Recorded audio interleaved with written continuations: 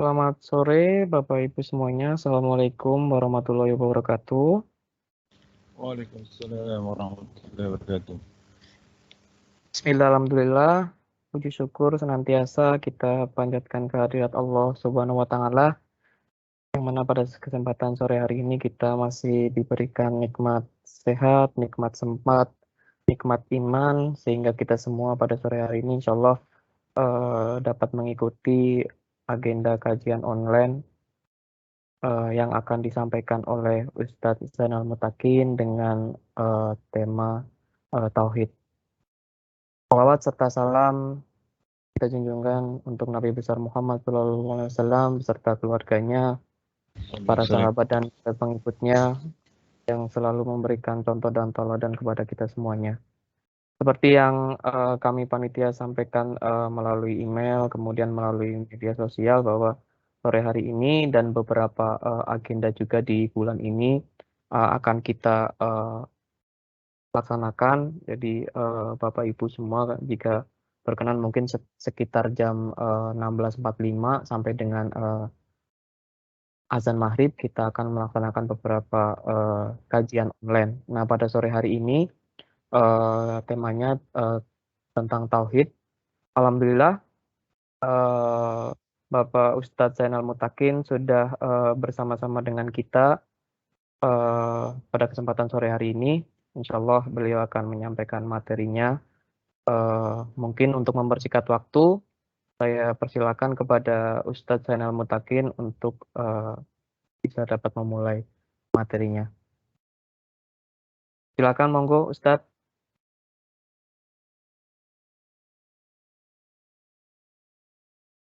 Mohon maaf Ustadz, kayaknya masih ke mute ya Ustadz. Baik, tes. Sudah Oke. jelas suaranya? Alhamdulillah sudah masuk Ustadz. Monggo silakan. Baik. A'udzubillahi minasyaitonirrajim. Bismillahirrahmanirrahim. Assalamualaikum warahmatullahi wabarakatuh. Waalaikumsalam warahmatullahi wabarakatuh. Alhamdulillahirabbil alamin. Alhamdulillah nahmaduhu wa nasta'inuhu wa nastaghfiruh. Wa na'udzubillahi min syururi anfusina wa min sayyiati a'malina. May yahdihillahu fala mudilla lahu wa may yudlil fala hadiya lahu. Asyhadu an la ilaha illallah wahdahu la syarika lahu wa asyhadu anna Muhammadan abduhu wa rasuluhu la nabiyya ba'da. Allahumma fashalli wa sallim wa barik ala hadzal nabiyil karim nabiyina Muhammadin sallallahu alaihi wasallam afdhalus salatu wa taslim wa ala alihi wa sahabatihi wa ansarihi wa junudihi wa man ittaba'a hudahu ila yaumiddin ba'du. Segala puji dan syukur tentunya kepada Allah Subhanahu wa taala, nikmatnya, karunia-Nya, rahmat-Nya yang masih senantiasa membersamai kita semuanya. Salawat dan salam terlimpah curahkan kepada baginda besar Nabi besar Muhammad sallallahu alaihi wasallam dan kepada para sahabatnya, tabi'in serta tabi'in. Baik, Bapak Ibu yang dirahmati oleh Allah Subhanahu wa taala, sesungguhnya fondasi amal kita ini dengan keimanan. Iman itu adalah akar fondasi kita beramal saleh. Semakin kuat kokoh imannya, maka semakin baik dan berkualitas amal-amal saleh kita. Sehingga dalam Al-Quran Allah banyak mengatakan innalladzina amanu wa amilus salihati. Innalladzina amanu wa amilus salihati di banyak ayat Al-Quran. Ini isyarat dari Allah Subhanahu wa taala bahwa orang-orang yang beriman itu akan berkualitaslah amal salehnya. Orang-orang yang imannya baik maka akan nampak baik amal-amalnya. Iman yang tidak baik maka akan rendah kualitas amalnya. Dan iman yang hilang dari dada orang-orang muslim, maka akan hilang pula esensi amal solehnya di hadapan Allah Subhanahu wa taala, alias tidak diterima oleh Allah Subhanahu wa taala. Nah, Bapak Ibu yang dirahmati oleh Allah Subhanahu wa taala, kita sedikit ada sebuah hadis Rasulullah sallallahu alaihi wasallam ya, tentang bagaimana seorang mukmin itu memiliki keteguhan hati dengan keimanannya, memiliki keteguhan hati dengan keimanannya, sehingga ia mendapatkan manisnya iman, gitu ya. Jadi ia beramal saleh karena Allah Subhanahu wa taala, betul-betul tertuju kepada Allah Subhanahu wa taala. Sebuah hadis Rasulullah SAW bersabda, qala Rasulullah SAW dari Qatadah, dari Anas bin Malik radhiyallahu anhu maqala, qala Nabi sallallahu alaihi wasallam, la yajid halawatal iman hatta yuhibbal mar'a li akhihi. Ya. Jadi ada 3 perkara seseorang akan mendapatkan manisnya iman. Manisnya iman ini akan didapati oleh seorang hamba dengan 3 perkara tersebut. Ini pun mengisyaratkan kepada kita bahwa semakin hebatnya seorang hamba dalam dalam keimanannya, maka semakin hebat ia dalam amal-amalnya, semakin berkualitas amal-amalnya.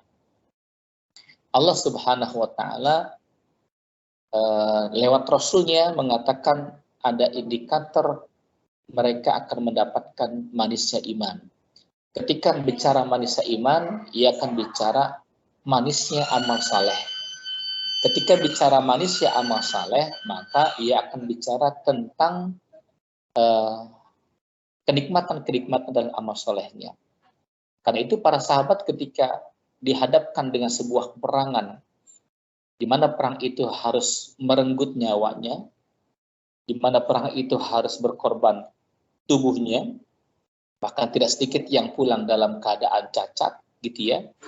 Tidak sedikit yang pulang hanya namanya saja. Tapi ketika mereka berhadapan dengan pasukan musuh yang luar biasa banyaknya,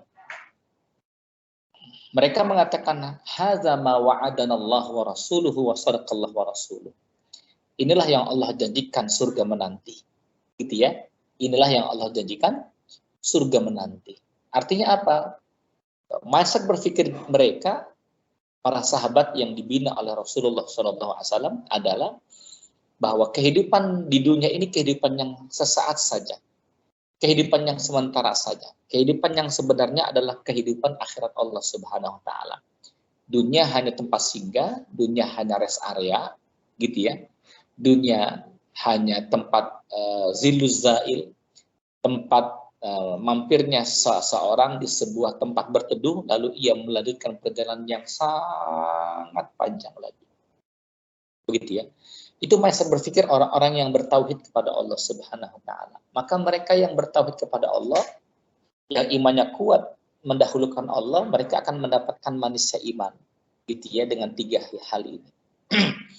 Apa saja itu? Salasun man kunna fihi wajada halawatul iman. Dia akan mendapatkan manisnya iman. Gitu ya. Yang pertama adalah ayyuhibbal mar'u ayyakunallah wa rasuluhu ahabba ilaihi mimma siwahuma. Hendaklah Allah dan Rasulnya menjadi prioritas cinta. Hendaklah Allah dan Rasulnya menjadi prioritas cinta dari yang lain-lainnya. Hendaklah Allah dan Rasulnya yang diutamakan pertama kali dibandingkan yang lain-lainnya. Gitu ya. Maka tersebutlah seorang sahabat As-Suhaibi Ar-Rumi. Hijrah dari Mekah ke Madinah, ia tinggalkan rumahnya, ia tinggalkan kampung halamannya, ia tinggalkan ternak-ternaknya. Untuk siapa? Untuk Allah dan Rasul. Gitu ya. Akhirnya kan subhanallah, pelajaran tauhid gitu, mengesahkan Allah, meyakini jalan Islam adalah jalan kebenaran gitu. Maka kemarin juga ada seorang, siapa itu? Seorang mantan preman ya, maaf, tatonya masih ada di leher dan di tangannya. Ditanyakan apa yang menjadikan ia mau berislam, mau berhijrah dengan Islam, walaupun harus berpisah dari orang tuanya, walaupun harus berpisah dari siapa? Dari saudara-saudaranya, gitu ya. Dia mengatakan, saya menemukan Islam di hati dan saya mendapatkan ketentraman. Nah, wawancara itu ditutup dengan air mata. Dia mengatakan, ya Allah, kalaulah engkau ingin mengambil saudara mengambil hartaku, silahkan ambillah saudara hartaku. Ambillah apa yang ada di dalam diriku, tapi jangan engkau ambil Islam. Jangan engkau ambil Islam. Jangan engkau ambil imanku. Wah, ini luar biasa ini. Gitu ya. Jangan engkau ambil imanku, karena saya sudah merasakan kesejukan dalam berislam. Karena saya sudah mendapatkan ketenteraman dalam beriman kepada engkau, ya Allah. Mohon maaf, ini bukan orang yang pulang dari pesantren 7 tahun. Orang ini bukan orang yang mengaji dengan seorang kiai, ya, dai kondang selama 10 tahun. Enggak, gitu. Bukan orang yang lulusan Madinah, Mekah, Ummul Qura, Qatar, Maroko, Mesir, tidak. Tapi hanya beberapa bulan saja ia, Masya Allah, sangat dekat dengan Allah Subhanahu wa Ta'ala. Dan dia belajar tauhid, subhanallah, sangat dalam sekali. Maka keluarlah lisan yang penuh dengan makna yang dalam, gitu ya. Lisan-lisan yang kalimatnya adalah mutiara. Walaupun wajahnya penuh dengan guratan-guratan, apa namanya itu, tato dan sebagainya, gitu ya. Nah, jemaah, Bapak Ibu yang dirahmati Allah Ta'ala, poin yang pertama, gitu ya, poin yang pertama, perintah Allah, perintah Nabi untuk mencintai Allah dan Rasulnya menjadi prioritas, menjadi sesuatu yang diutamakan. Ini adalah satu cerminan bagi seorang Muslim bahwa pertaruhan imannya sangat hebat. Maka tersebutlah Bilal bin Rabah yang harus dipanggang di padang pasir, ditindih batu besar, disuruh keluar dari agamanya, gitu ya. Pecutan demi pecutan sampai mengena tubuhnya, berdarah, dan apa yang keluar dari lisannya, Masya Allah, kalimat ahad, ahad, ahad. Yang keluar dari lisannya adalah esa, esa, esa.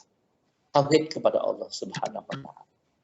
Nah, pertanyaannya, bagaimana seorang hamba mampu mempertahankan keislamannya, gitu ya, di tengah deru ujian cobaan tak kunjung selesai.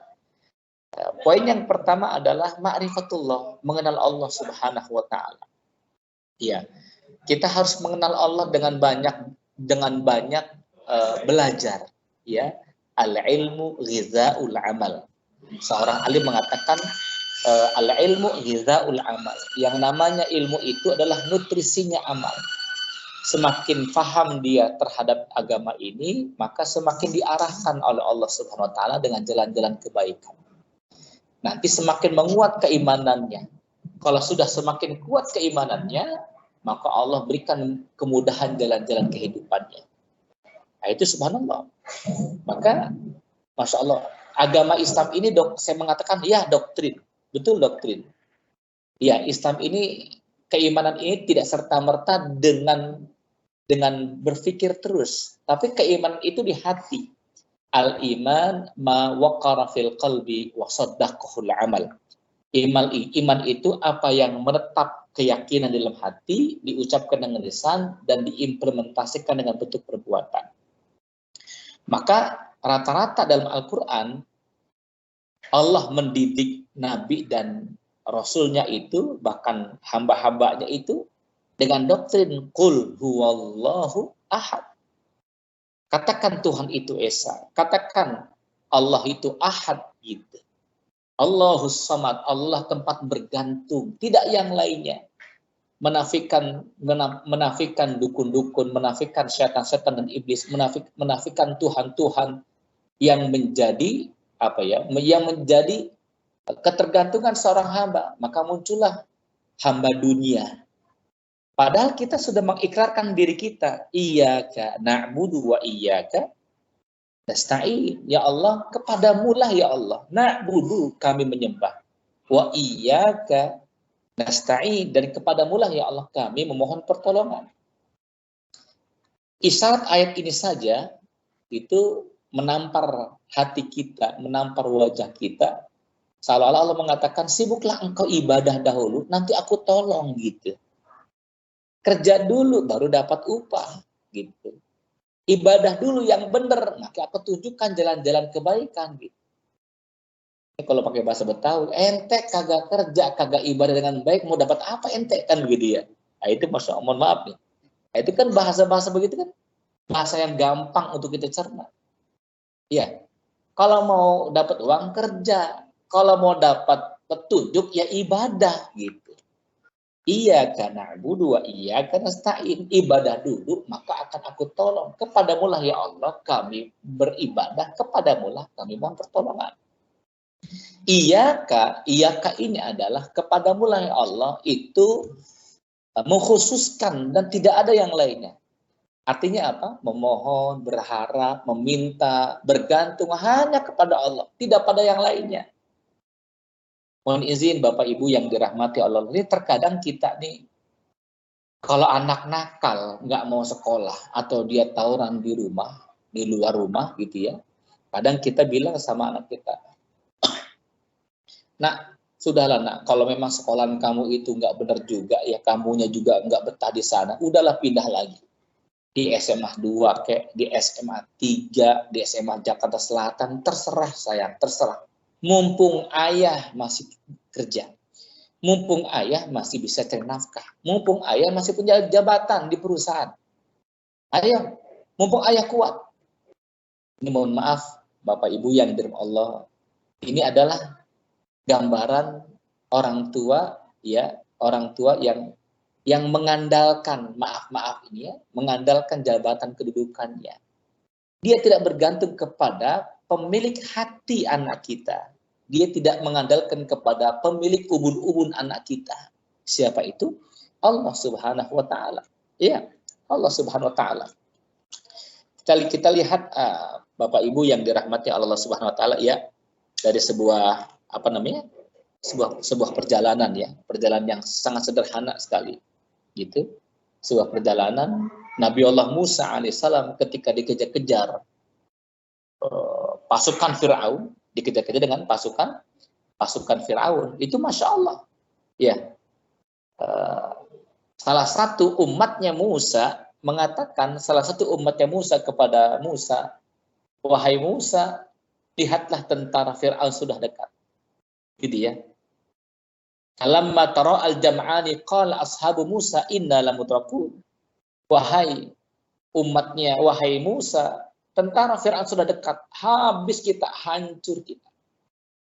Apakah Nabi Allah Musa alaihissalam mengatakan, tenang, tenang wahai pengikutku, tenang wahai umatku, aku ini seorang nabi. Ya, nabi adalah pilihan Tuhan. Aku ini seorang nabi yang memiliki tongkat yang kemarin tongkat bisa menjadi ular besar. Masa nabi tidak mendapatkan pertolongan? Bukan itu kalimat yang diucapkan oleh Musa alaihissalam. Tapi Musa mengatakan, Inna ma'iya rabbi sayahdin. Wahai umatku, ada Allah Subhanahu wa taala yang akan menunjukkan kita jalan keluar. Inna ma'iya rabbi sayahdin. Allah bersama kita yang akan memberikan petunjuk jalan kebenaran. Jadi mohon maaf nih, terkadang kita lebih angkuh dengan jabatan kita. Kita menjadi hamba dunia, hamba harta, hamba jabatan. Tenang, mumpung masih ada harta, mumpung ayah kaya raya, mumpung ayah masih punya jabatan kedudukan, itu menuhankan jabatan, menuhankan dunia. Dia tidak menyerahkan dirinya kepada Allah Subhanahu wa taala. Ini Masya Allah. Iya, Bapak Ibu, Ayah Bunda yang dirahmati Allah Ta'ala, ini kesalahan kita. Maka ketika kita tidak berserah diri kepada Allah, tidak melepaskan hati kita kepada Allah, mohon maaf, kita ada masalah banyak. Ya, ada masalah banyak, Pak. Ya. Contoh nih, mohon maaf. Kalau kita berdoa kepada Allah, indahnya doa itu apa sih? Kategori suksesnya seorang hamba berdoa itu apa? Ijabah, betul ya? Dijawab sama Allah. Minta haji, pergi haji. Minta umroh, bisa umroh. Minta jabatan naik dari manajer ke GM, alhamdulillah naik juga. Gitu ya. Itu persepsi kita ya. Persepsi orang-orang, kita lah orang-orang awam. Indahnya dari sebuah doa itu adalah ijabahnya doa. Tapi seorang ulama besar As-Sakandari, Ibnu Athaillah As-Sakandari atau Al-Askandarani, itu beliau mengatakan indahnya doa itu bukan ijabahnya. indahnya doa itu adalah saat engkau bermesraan dengan Allah Subhanahu wa Ta'ala. Engkau ridho dengan keputusannya, engkau tentram hati dalam perkara yang Allah putuskan kepadanya. Itu indahnya dari sebuah doa, bermesraan dengan Allah, gitu. Kenapa? Kalau ijabah doa, ini mohon maaf nih, kalau seorang hamba berdoa kepada Allah Subhanahu wa Ta'ala, terkadang kan kita minta segera diijabahnya. Betul ya? Ya Allah, tolong ya Allah, anak saya luluskan, ya Allah, anak saya luluskan, ya Allah, tolong ya Allah, besok sudah mau bulan Agustus ini penerimaan mahasiswa baru, ya Allah, tolong ya Allah, tolong ya Allah, gitu kan? Setelah dapat tuh anaknya lulus, ada lagi masalah istrinya sakit, ya Allah, istri sakit, ya Allah, tolong ya Allah, istri sembuhkan. Setelah selesai ada masalah warisan, ya Allah, warisan, ya Allah, kebagian 2 miliar, sayang banget, tolong ya Allah, tolong ya Allah. Ya kan gitu ya, kalau kita minta kan banyak permintaan kita. Itu seolah-olah, maaf, Anda orang kaya raya, maaf, Anda segalanya ada. Saya datang ke rumah Anda, Pak, boleh Pak, saya minta tolong Pak, pinjam mobilnya Pak. Ya, Anda ngasih pinjam mobil. Ya, satu waktu saya minta tolong bantuan 10 juta. Ya, Anda mengatakan, iya sebentar ya, Pak, tolong Pak 10 juta Pak, Pak tolong 10 juta Pak, tolong Pak 10 juta, tolong Pak 10 jutanya. Ini kira-kira nih, saya fokus dengan uang atau saya fokus dengan Anda? Pasti saya fokus dengan uangnya, dengan hartanya, dengan mobil Anda, dengan kekayaan Anda. Maaf, Anda sudah tidak dihormati lagi. Mengapa? Jadi yang saya kejar adalah hartanya. Saya tidak mengejar Anda-nya, dan maaf, saya nyaris tidak menghormati Anda. Ketika kita berdoa minta kepada Allah Subhanahu wa Ta'ala, lulus segala sesuatu Allah berikan, jadi seakan-akan dia senang ketika datangnya nikmat tersebut, tapi tidak senang dengan pemilik nikmat tersebut. Ia tidak cinta kepada yang memberikan nikmat tersebut. Ia tidak cinta kepada Allah Subhanahu wa Ta'ala. Yang ia cinta adalah dunianya. Yang ia cinta adalah kebutuhannya. Setelah kebutuhannya terpenuhi, sudah selesai. Itulah kita orang awam, Bapak Ibu yang dirahmati Allah. Itulah kita orang awam. Kebutuhan kita kepada Allah kita kejar dengan cara salat duha, salat tahajud, puasa. Setelah terpenuhi semuanya, maaf, kita tinggalkan tahajudnya, kita tinggalkan duhanya. Gitu ya. Karena itu pentingnya ma'rifatullah, mengenal Allah Subhanahu wa Ta'ala. Nikmatnya sebuah doa itu bukan ijabahnya. Tapi nikmatnya sebuah doa itu ketika seorang hamba bermasalah dengan Allah Subhanahu wa Ta'ala. Sampai puncaknya seorang hamba mengatakan, ya Allah, nggak apa-apa ya Allah. Ya, engkau hujani aku dengan nikmat, saya bersyukur. Tapi engkau balas aku dengan ujian, aku pun bersyukur. Dengan ujian itu tergugur dosa-dosa. Dengan ujian itu, wahai Allah Subhanahu wa Ta'ala, hilanglah setiap kesalahan dosa-dosa aku ya Allah. Karena engkau pemilik segala-galanya. Nah, itu Masya Allah. Maka Ali bin Abi Thalib mengatakan, Pak, dalam sebuah kalimatnya, itu luar biasa ya. Semoga bisa kita ambil jadi quote ya. Kata-kata hikmah. Apa beliau katakan? Imam Ali radhiyallahu anhu pernah mengatakan, apabila doa kita diijabah oleh Allah, aku bahagia. Apabila doa kita diijabah oleh Allah, aku bahagia. Tapi apabila doa kita tidak diijabah oleh Allah, maka aku lebih sangat bahagia. Aku lebih sangat bahagia. Mengapa? Karena yang pertama itu adalah pilihanku. Yang kedua itu adalah pilihan Allah Subhanahu wa Ta'ala. Luar biasa itu. Pilihan Allah lah yang terbaik. Ya, pilihan Allah yang terbaik. Ketika aku minta A, namun tidak diberikan oleh Allah, itulah yang terbaik. Maka Bapak Ibu, mohon maaf ini. Kalau ada satu pinta kita tidak diijabah oleh Allah Subhanahu wa Ta'ala, janganlah buruk sangka. Janganlah kecewa. Gitu ya. Karena sejatinya Allah memberikan yang terbaik pada hambanya. Walaupun kegagalan itu terbaik. Menurut Allah Subhanahu wa Ta'ala, jangan menurut kita. Mengapa? Karena ilmu kita dibandingkan ilmu Allah itu seperti lautan. Kata Umar bin Khattab itu berjalan dengan beberapa sahabat-sahabatnya di pinggir pantai gitu. Lalu ia minggir, kemudian Ia masukkan ujung jarinya, Pak. Ia masukkan ujung jarinya, set, dan dia buka telapak tangannya, dan turunlah beberapa qatratul ma, turunlah beberapa tetesan-tetesan air. Umar bin Khattab mengatakan, hadhihi qatratul ma. Ini adalah tetesan-tetesan air dari samudra yang luas. Tetesan air ini adalah nikmatud dunia, nikmat-nikmat dunia, ilmu-ilmu dunia. Sedangkan samudra yang luas itu adalah ilmu Allah Subhanahu wa ta'ala. Masya Allah, kita kecil di hadapan Allah. Lihat Bapak Ibu, mohon maaf ya, Anda ibu, wahai para istri, Anda punya suami, resign dari sebuah perusahaan, nganggur selama 3 bulan, di bulan keempat ada tawaran untuk kerja di sebuah perusahaan. Dari 10 peserta, kandidat gitu ya, bahkan levelnya tinggi lah, ya, gajinya besar gitu ya. Masya Allah, disaring dari 5 peserta jadi 3 peserta. Suami Anda itu mengatakan, mah, ayah masuk 3 besar. Anda sebagai istri mengatakan, memotivasi ayah, bismillah, ayah dapat. Karena ayah kuliah di Jerman, ayah punya pengalaman hebat. Masa sih ya perusahaan besar itu dengan gaji yang besar nggak milih ayah, gitu kan? Masya Allah. Bayang-bayang kita dapat, ya kan?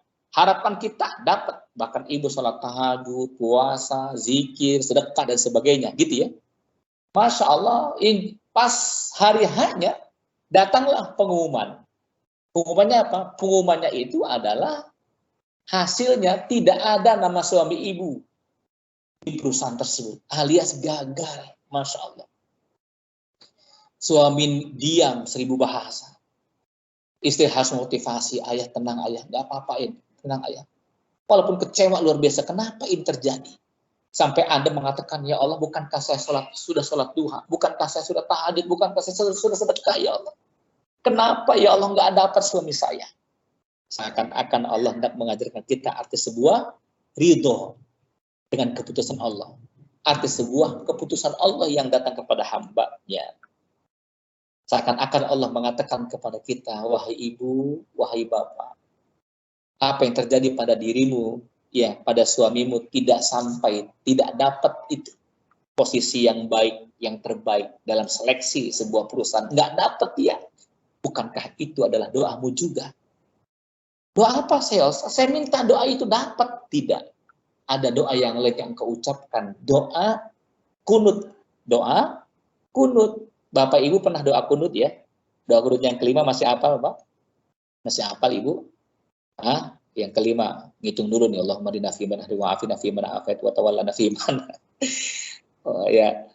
Yang kelima, waqina birahmatika syarra ma qadait. Apa artinya? Waqina birahmatika syarra ma qadait. Wahai Allah Subhanahu wa taala, jauhkan dariku ya Allah sesuatu yang membahayakan. Jauhkan ya Allah, jauhkan ya Allah. Sesuatu yang membuat kami bahaya. Sesuatu yang membuat kami mendapatkan bencana, jauhkan ya Allah. Kata Allah Subhanahu wa taala, bukankah itu doamu? Gitu. Ya Allah. Demi Allah, Bapak Ibu, saya mendengar tausiah seperti ini tes air mata. Ya. Kenapa kita minta A dikasih B? Gitu kan? Masya Allah. Kita pengen anak lulus nih ke luar negeri. Kok nggak lulus? Karena Allah punya rencana yang baik. Kenapa suami kamu tidak lulus di perusahaan besar itu? Kata Allah, tidak lulus. Karena itu doamu. Ya Allah, jauhkan aku dari keburukan yang menimpaku. Wa qina birahmatika syarra ma qadait. Aku nggak suka suami di tempat itu. Di tempat itu, maaf, lebih banyak harta haramnya ketimbang harta halalnya. Di tempat itu susah sholatnya. Gitu tuh. Di tempat tersebut pergaulannya Masya Allah jauh dari aku dan aku nggak ridho dengan engkau. Aku sayang engkau ya hambaku. Maka aku nanti akan tempatkan di tempat yang terbaik. Gitu tuh. Kenapa anakmu tidak lulus kuliah? Karena tepat di sana, mohon maaf, pergaulannya kurang baik. Aku rencanakan anakmu untuk menjadi yang terbaik di tempat ini. Begitu tuh. Masya Allah. Ini mohon maaf, hal itu terjadi nggak pada diri kita? Terjadi ya? Terjadi Pak. Seorang bapak, Masya Allah itu seorang Allahumma sholli ala Muhammad, seorang bapak ya, gitu. Menikahkan anaknya dengan seorang ya mereka putrinya, Allahu Akbar, itu sudah buat undangan 1000 undangan, pesan cateringnya, pesan apa namanya itu, pesan auditoriumnya gitu ya, Masya Allah. 3 bulan itu menjelang, sebulan menjelang, maaf 2 minggu menjelang pernikahan, orang tua besan, calon orang tua besan itu telepon, Pak Haji sehat gimana? Oh sehat-sehat Pak, ada apa? Pak Haji mau bicara, kita temu muka, saya kurang enak, saya nggak nyaman, mungkin saya pakai telepon, saya merasa salah, saya nggak kuat sekali mengatakannya. Ada apa Pak Haji?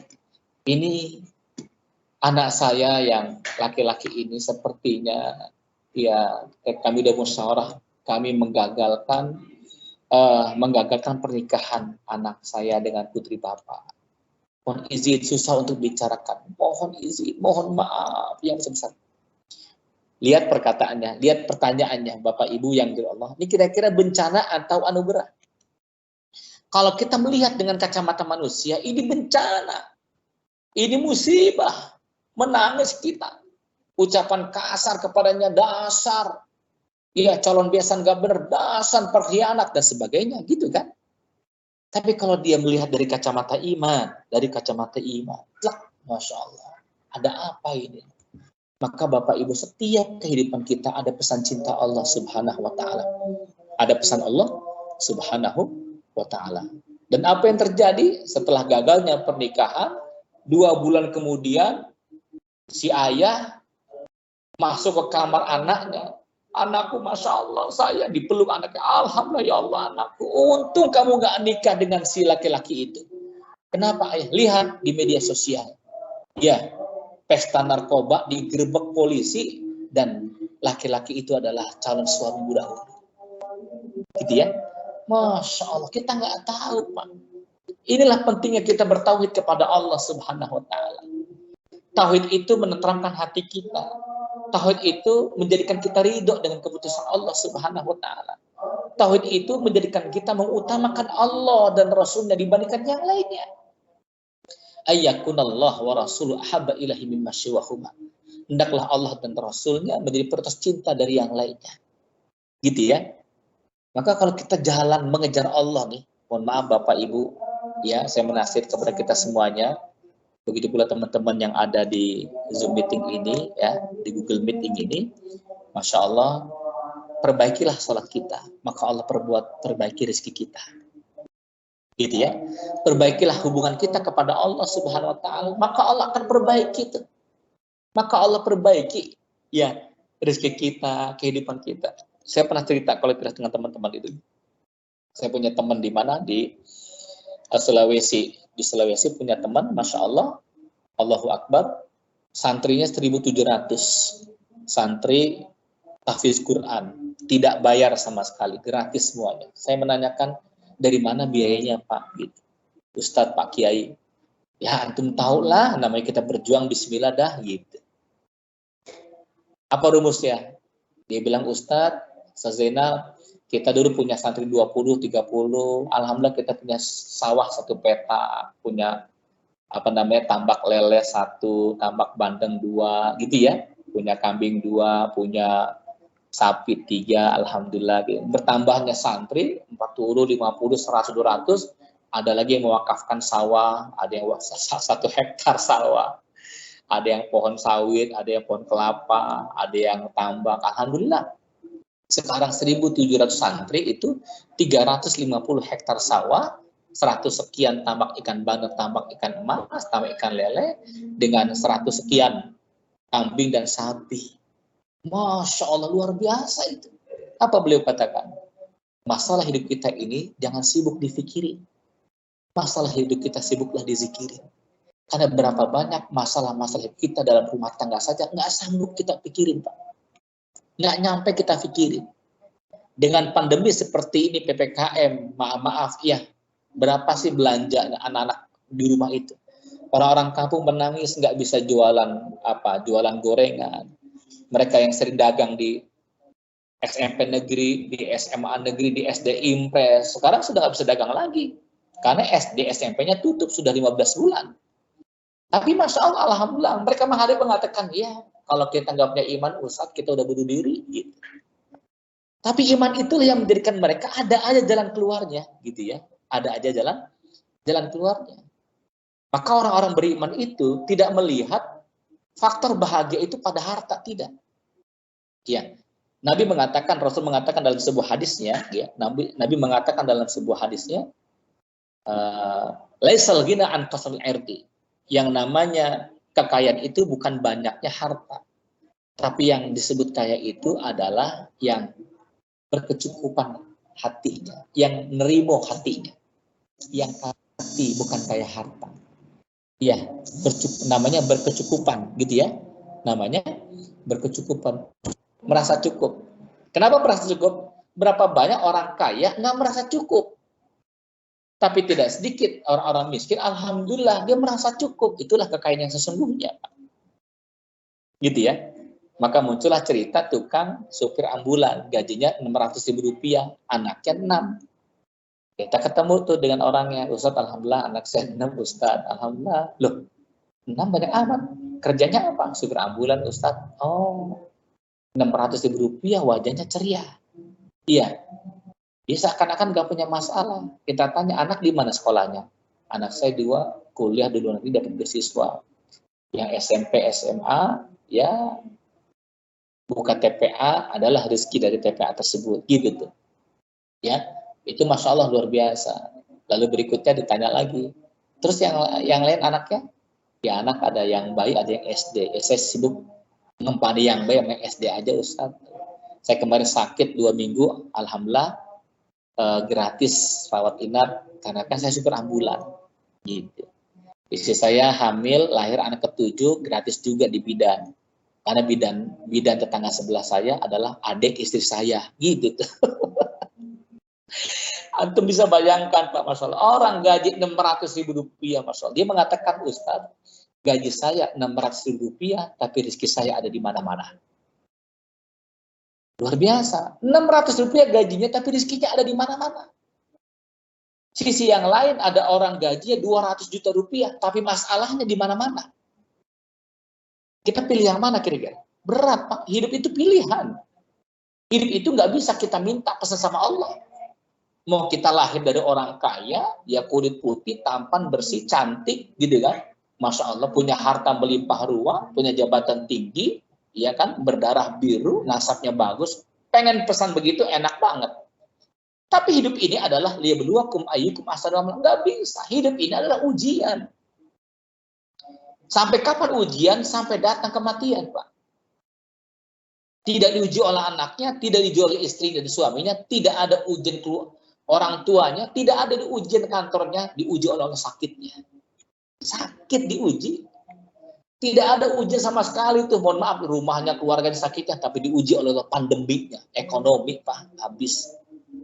Gitu tuh. Gak pernah berhenti, sampai kapan? Sampai datang kematian. Gitu ya. Nah, itu Masya Allah. Jadi Bapak Ibu yang dirahmati Allah, ini kita perlu renungkan sama-sama nih. Ya, agar kita menjadi orang-orang yang betul-betul paham tentang tauhid. Kalau kita mengesahkan Allah, lari kepada Allah, jalan menuju Allah, semuanya akan ringan kepada Allah Subhanahu wa taala. Tapi kalau diri kita mohon maaf, kalau diri kita jauh dari Allah, tidak mentauhidkan Allah, maka kita akan lemah di hadapan Allah Subhanahu wa taala, dan maaf, hidup kita terombang-ambing, Pak. Saya mengatakan kepada Bapak Ibu semua, ya, surat Asy-Syura ayat 20. Ini penting, Pak. Surat Asy-Syura ayat 20. Man kana yuridu harsal akhirati najid lahu fi harsi wa man kana yuridu harsad dunya nu'tihi minha wa ma lahu fil akhirati min nasib. Asy-Syura ayat 20. Barang siapa yang obsesi hidupnya adalah akhirat Allah Subhanahu wa taala, salatnya tepat waktu, dia baca Quran, dia zikir, dia rajin ngaji, gitu ya. Apa kata Allah? Nazidlahu fi harsi, kan kutambahkan berkah di dunianya. Kan kutambahkan rezeki untuknya. Tapi Syekh Mutawalli Sya'ari mengatakan rezeki itu bukan fulus saja. Harta, uang. Uang itu adalah rezeki yang terendah. Sekali lagi, Pak. Uang itu rezeki yang terendah. Sedangkan rezeki yang tertinggi adalah kesehatan. Itu rezeki yang tertinggi. Hanya gara-gara beli tabung oksigen, Pak, berani dia ngantri. Walaupun jualnya 2 juta, 3 juta, enggak apa-apa. Yang penting Bapak saya selamat, sembuh dari sakit. Kan begitu ya? Masya Allah. Hanya karena kita ingin sehat, jangan sampai kena COVID, apa yang kita lakukan? Masya Allah. Kunyit, jahe, serai, betul ya? Daun pepaya, daun jendela, daun pintu, apalah kita. Karena pengen sehat, ya kan? Madu, hayo, apa aja tuh. Zaidul Akbar kita pelajari. Supaya imun tubuh semakin bagus, kita ikut nge-gym, betul kan? Senam, lari, maraton, beli sepeda 15 juta, sepedahan 30 kilo, hanya karena ingin sehat. Sehat itu rezeki yang tertinggi, tapi harta rezeki yang terendah. Gara-gara istri sudah ada di ruang ICU, gagal jantung, ada 3 ring, suaminya bawa uang 300 juta ke sebuah rumah sakit, sudah masuk ruang lobi, dokternya mendekatinya. Bapak, mohon maaf, ibu sudah tidak ada. Dilempar itu uangnya, wus, dilempar. Berantakan uang 3 juta. Luar biasa itu. Difoto oleh netizen. Uang tidak bisa menyelamatkan nyawa. Uang tidak bisa menyembuhkan seseorang. Gitu ya. Maka apabila kita ngejar dunia, kata Allah, masih pada surah Asy-Syura, "Wa man kana yuridu harzad dunya nu'ti minha." Kalau ente ngejar dunia, aku kasih, kata Allah, tapi sebagian. Tuh, sebagian. Dikit ambil tuh. Apa kata Allah Subhanahu wa taala? Seakan-akan yang dia miliki banyak. Tapi Allah melihat dia sangat sedikit. Gitu ya. Sesungguhnya itu sedikit bukan banyak. Itu persepsi dia saja banyak. Tapi persepsi orang-orang soleh, orang beriman, melihat dia sedikit uangnya. Karena orang yang kaya itu bukan orang yang punya banyak uang. Tapi orang kaya itu orang yang banyak memberi. Iya kan? Antum tahu ada seorang bapak suami istri yang berkontrak satu petak, anaknya kecil bayi, dia punya rumah makan gratis. Luar biasa. Masya Allah. Bukan orang kaya, bukan pejabat tinggi, bukan konglomerat. Luar biasa, makan prasmanan itu. Sampai-sampai Presiden SBY membuatkan satu ruko untuknya itu. Dan donasi datang banyak, luar biasa. Sampai kewalahan dia mendapatkan rezeki Allah SWT. Itu Pak, orang kaya sesungguhnya itu yang banyak memberi. Gitu ya. Kalau engkau mengejar dunia, kata Allah, nuti minha. Surat Asy-Syura ayat 20. Aku berikan nikmat dunia, ambil tuh dunia, ambil. Wa ma lahu fil akhirati min nasib. Di akhirat engkau tidak mendapatkan jatahnya dari aku. Dunia aku sibukkan engkau dengan masalah-masalah hidup. Bapak Ibu, mohon maaf, kami punya jamaah di Bekasi ya, Masya Allah tuh. Saya dapat WA dari beliau, seorang ibu, Ustadz mohon doanya anak saya menikah di Sydney, Australia. Ini fotonya Ustadz. Saya belum klik Pak, Bu. Saya belum klik fotonya itu. Saya langsung mendoakan, yasarallahu al-amkulul umur. Semoga Allah mudahkan urusannya ya Bu Haji ya. Apa dia jawab? Ya Allah Ustadz, jangan didoakan supaya gampang dipermudah. Jangan Ustadz, jangan. Semoga dipersulit, semoga gagal Ustadz. Loh, kok semoga gagal, ada apa itu? Ustadz nggak ngelihat fotonya, saya belum melihat Ibu, mohon maaf gitu, saya belum klik fotonya. Coba Ustadz lihat fotonya. Ketika kita lihat fotonya, Masya Allah, anak saya Ustadz itu yang putih bersih, lahir di Indonesia, dia menikah dengan temannya orang Sydney. Anak itu cowok tampan, putih, bersih, ganteng, menikah dengan cowok. Menikah dengan cowok, Pak, Masya Allah. Cowok dengan cowok, homoseks. Menangis ibu terus. Saya bilang, ibu ada masalah apa kok bisa seperti ini? Iya Ustaz, bapaknya anak-anak tuh sering begitu. Ukuran bahagia itu yang penting punya uang, yang penting kaya. Maka Allah hancurkan hidupnya dengan cara apa? Anaknya bermasalah. Itulah Bapak Ibu, ayo just focus on Allah. Just focus on Allah. Jadi kita meminta berharap hanya kepada Allah. Tinggalkan dunia yang menjadikan menipu kita. Tinggalkan yang menjadikan kita terlena dengan dunia. Allah dan Rasulnya prioritas utama. Yang kedua, manisnya iman itu yang kedua, ayuhibbal mar'a la yuhibbu illa lillah. Tidaklah seorang mencintai temannya, sahabatnya, cintanya karena Allah Subhanahu wa taala. Akhir zaman ini sangat sedikit orang berkawan karena Allah. Banyak berkawan karena kepentingan, gitu ya. Karena kepentingan. Kepentingannya apa? Banyak. Kepentingannya apa? Ya kepentingannya jabatan, kedudukan. Kalau ada big boss datang, sampai kita nunduk, kita sampai pelukan, sampai kita senyum-senyum luar biasa, oke bos, manut dan sebagainya. Kenapa? Bos punya uang. Tapi kalau teman kita nggak punya harta, nggak punya apa-apa, kita jauh dari mereka. Padahal persahabat sejati itu persahabat karena Allah Subhanahu wa taala. Yang terakhir, ayuhibba fil kufri kama anqadhahu minan nar. Ya seseorang ayakrah fil kufri, seseorang yang membenci kekufuran seperti halnya ia membenci ketika dilemparkan ke neraka jahanam. Kita membenci perzinahan, membenci pencurian, membenci korupsi, seperti halnya kita takut dan sangat benci ketika Allah lemparkan kita ke api neraka jahanam. Maka konklusinya, Bapak Ibu yang dirahmati Allah, ayo kita sama-sama memperbaiki pemahaman kita tentang konsep hidup bahwa dunia ini hanya sementara saja, akhiratlah abadi. Yang kedua, kokohkan pilar-pilar tauhid, kokohkan pilar-pilar iman, sehingga tidak ada yang kita kecewakan dalam hidup. Ya, gitu ya. Tidak ada yang kecewa ketika kita dekat dengan Allah SWT. Ya, semuanya atas aturan Allah SWT. Dan kita tidak akan pernah lelah ketika kita mengejar Allah SWT. Dan Anda akan lelah ketika mengejar dunia. Ini saja kiranya, semoga yang sedikit ini bermanfaat. Astagfirullah wa lakum. Wassalamualaikum warahmatullahi wabarakatuh. Waalaikumsalam. Waalaikumsalam warahmatullahi wabarakatuh. Terima kasih Ustadz atas penyampaian materinya. Tadi saya agak mengutip poin dari Ustadz terkait tauhid, jadi kita sebisa mungkin mengenal Allah atau ma'rifatullah ya. Dan yang kedua adalah mengutamakan Allah. Insya Allah kita akan lebih dekat dengan Allah Subhanahu wa taala. Amin amin ya rabbal alamin. Mungkin masih ada waktu sekitar 5 menit. Saya persilakan kepada Bapak Ibu para jamaah yang mungkin ingin bertanya. Mungkin ada 2 pertanyaan ya, saya kasih 2 pertanyaan. Bapak Ibu monggo silakan yang ingin bertanya kepada Ustadz, silakan bisa langsung saja atau bisa raise hand ya di Teams. Silakan Bapak Ibu kalau ada yang ingin bertanya.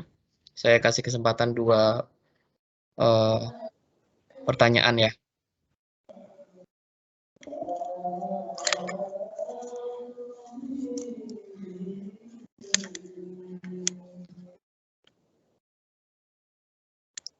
Silakan kalau ada yang ingin bertanya atau kurang jelas, atau mungkin Bapak Ibu ya udah sangat ini ya terkait tauhid yang disampaikan juga sama Ustadz Zainal Mutakin tadi.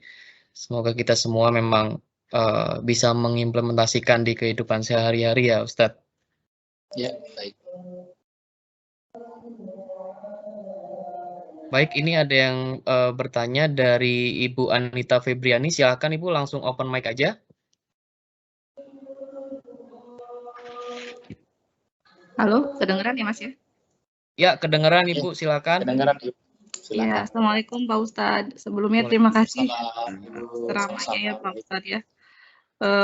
Saya agak merasa bahwa aduh ternyata nyaman sekali ya ketika kita dekat dengan Allah ya Ustadz ya.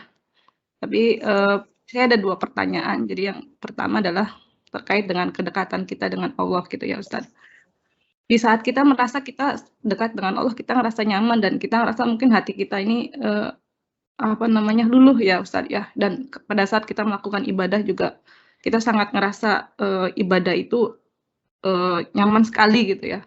Nah, tapi kadang-kadang di waktu-waktu tertentu atau seperti kondisi tertentu ya kita ibadah tapi kita ngerasa jauh gitu ya Ustadz ya dengan Allah. Mungkin Ustadz bisa kasih tips ya bagaimana sih caranya supaya kita tuh merasa bahwa kita selalu dekat dengan Allah. Mungkin ada poin-poin atau hal-hal yang mungkin bisa kita lakukan sehingga hati kita itu selalu merasa terpaut dengan Allah. Itu yang pertanyaan pertama ya Ustadz ya. Lalu yang kedua, boleh 2 Mas Pian? Monggo silakan Bu Anita. Yang kedua adalah terkait dengan asuransi ya Pak Ustadz ya. Jadi mungkin saya juga kurang tahu terkait dengan asuransi ini, kan asuransi jenisnya macam-macam gitu ya. Ada yang berbasis syariah juga, atau ada asuransi misalnya asuransi kendaraan atau kesehatan segala macam. ketika kita misalnya ikut atau join dengan asuransi ini, apakah termasuk kita tidak menyerahkan diri kepada Allah? Ini itu sih pertanyaannya. Terima kasih Pak Ustadz. Ya, baik. Bismillahirrahmanirrahim. Ibu yang dirahmati, ini sangat baik sekali pertanyaannya ya.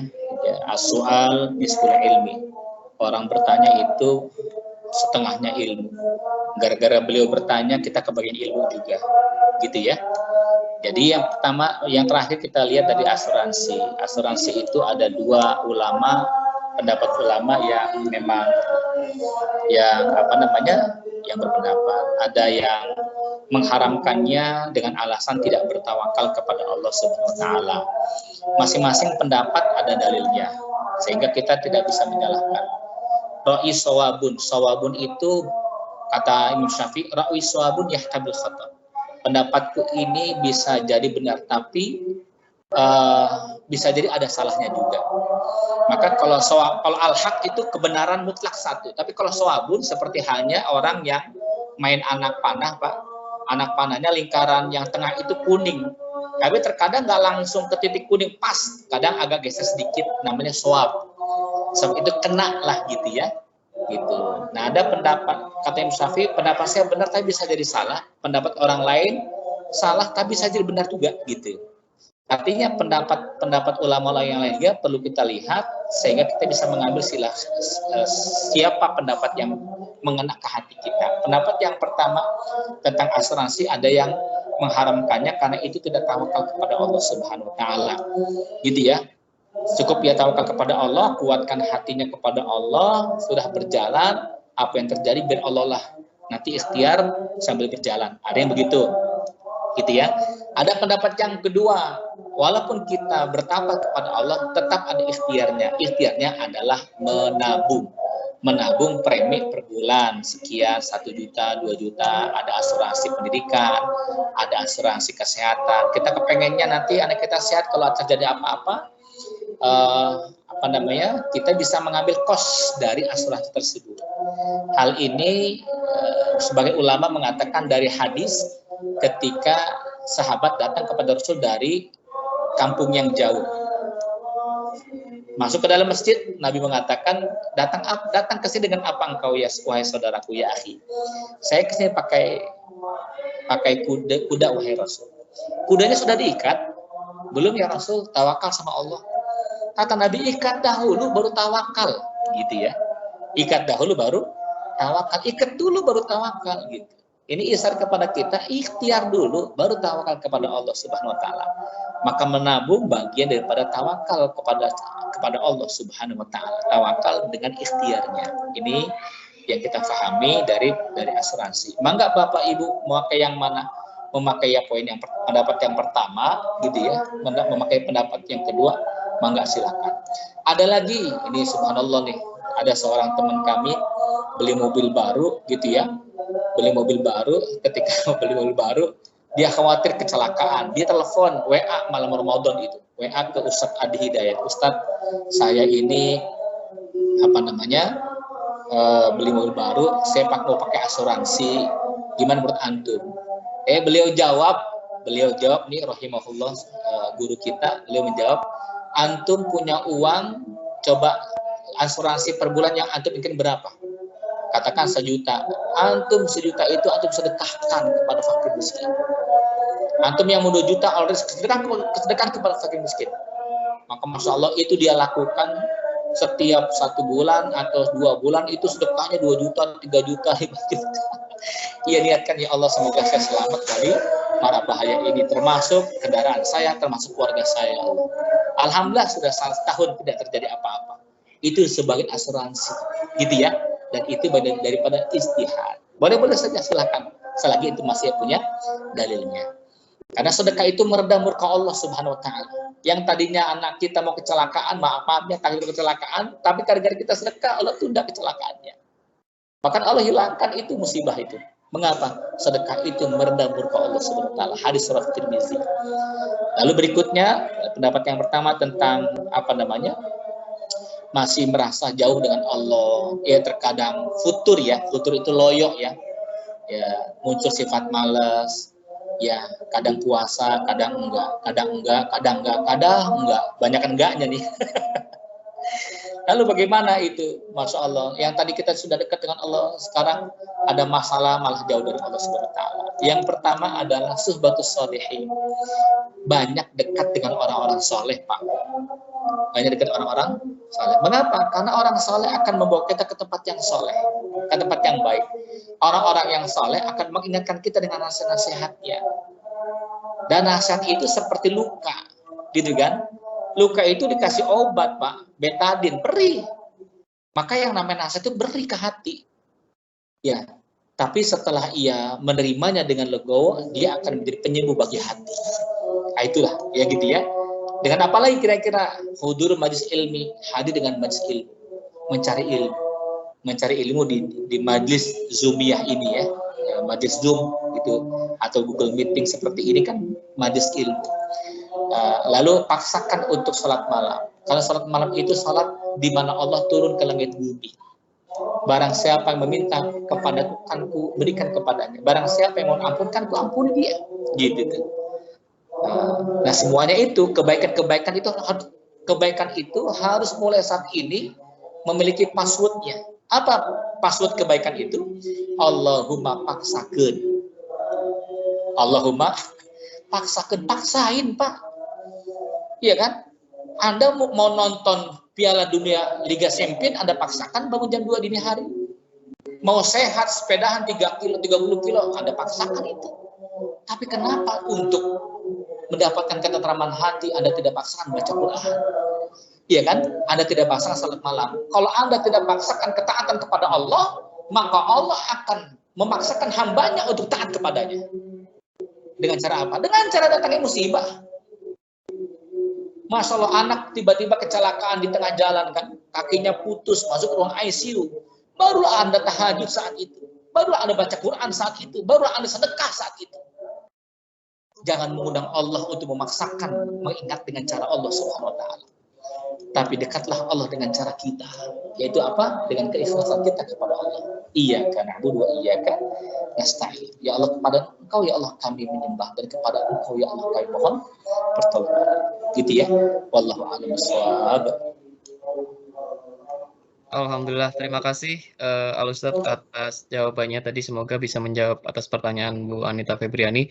Mungkin karena ini waktunya sudah akan masuk ke azan maghrib, mungkin saya sebelum saya tutup, saya sampaikan juga kepada Bapak Ibu jamaah online yang kami hormati. Jadi untuk agenda di kami setiap minggu pertama itu ada tahsin dan juga tauhid, kemudian di minggu kedua ada tahfidz dan juga tafsir, kemudian di minggu ketiga ada tahsin lagi dan juga ada fikih, dan juga nanti ada acara kajian umum atau tabligh. Jadi Bapak Ibu para jamaah monggo silakan kalau misalnya nanti dapat join di agenda-agenda selanjutnya, kami persilakan. Baik, terima kasih. Saya sampaikan kepada Bapak Al-Ustadz Zainal Mutakin yang sudah bersama-sama dengan kita semuanya pada sore hari ini, dan juga Bapak Ibu sekalian yang sudah meluangkan waktunya pada sore hari ini. Semoga kita semua mendapatkan berkah dari Allah Subhanahu wa taala atas agenda pada sore hari ini, menjadikan pahala, dan juga kita semua dapat perlindungan dari Allah Subhanahu wa taala. Akhir kata, jazakallahu khairan. Wabillahi taufik wal hidayah. Wassalamualaikum warahmatullahi wabarakatuh. Selamat sore, salam sehat semuanya. Terima kasih Bapak Ibu. Terima kasih semuanya. Terima kasih Bapak. Sehat ya. Terima kasih Ustaz. Assalamualaikum. Assalamualaikum. Mas Martia, Pak Ustaz. Ya. Ustaz Firman, terima kasih.